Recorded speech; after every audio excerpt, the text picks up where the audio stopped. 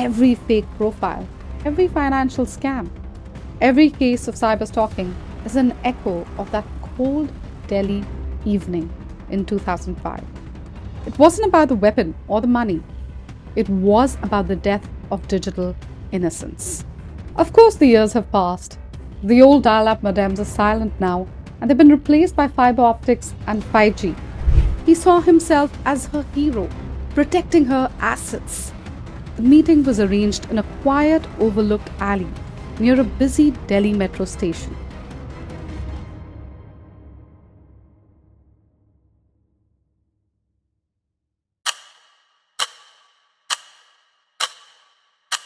Imagine the next friend request you accept on any social media platform isn't a real person at all, but a doorway leading to death.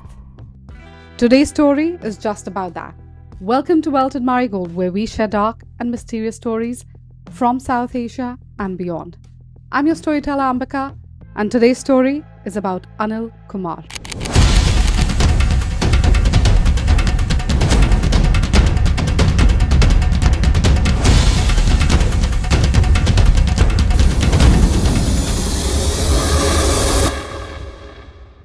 New Delhi, the winter of 2005, a time when the internet was not what it is today.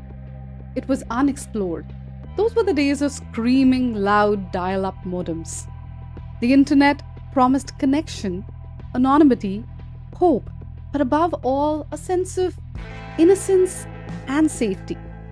But this story shattered the illusion of online safety and innocence in India altogether, proving that some codes can be lethal. Our main character of the story today is Anil Kumar. Anil grew up in a traditional brick and mortar world in New Delhi. The real world, not the online world. His father, a small business owner. He understood commerce, not computers. Anil's childhood was defined by the aroma of fresh chai, the rough texture of a cricket ball, the weight of his school backpack. But the moment his family acquired their first personal computer, Anil found his true home in the unreal online world. He was instantly drawn. He wasn't shy in real life to begin with, but the online world, he was limitless. The internet through Yahoo Messenger and Rediff chat offered an ultimate sense of freedom. His ambition wasn't to take over his father's shop anyway. It was to conquer now the digital frontier. Anil was an early 20s college dropout, sharp, restless, and slightly alienated from his conservative upbringing. He had a magnetic personality, the kind that masked a deep need for validation. His naivety was his fatal flaw. He believed in the authenticity of people's intentions rather than the reliability of their identities. He saw the virtual world as an extension of the real, and we all know that can be dangerous. A real world where your profile was a person, not a performance. Our second character of the story today is Vikram. Vikram was Anil's contemporary, perhaps from a similar social strata, but steeped in resentment. He was undeniably clever, fluent in the nascent language of coding and network manipulation. The key difference between our two characters, Anil and Vikram, was while Anil used the internet for connection, Vikram used it for power. And so, Priya was born, our third character, so to speak. Vikram's masterpiece, Priya. Priya was everything Anil and men like him were looking for. Sophisticated, educated, effervescent, and captivating. The profile pictures stolen from random, unsuspecting websites showed a woman with a kind smile, eyes that seemed to promise understanding. You can call this the facade of pixels, a facade of flesh and pixels.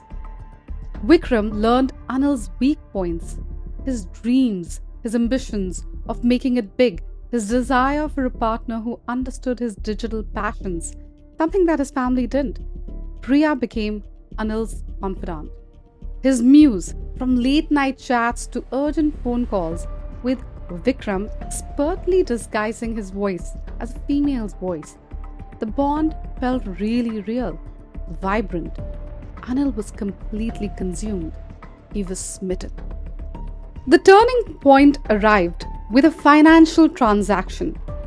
Priya needed Anil's urgent help.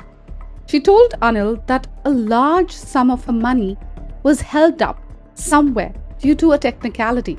She needed Anil to temporarily hold a package, perhaps with a small but valuable item as collateral, so that she could then retrieve her amount that was stuck somewhere.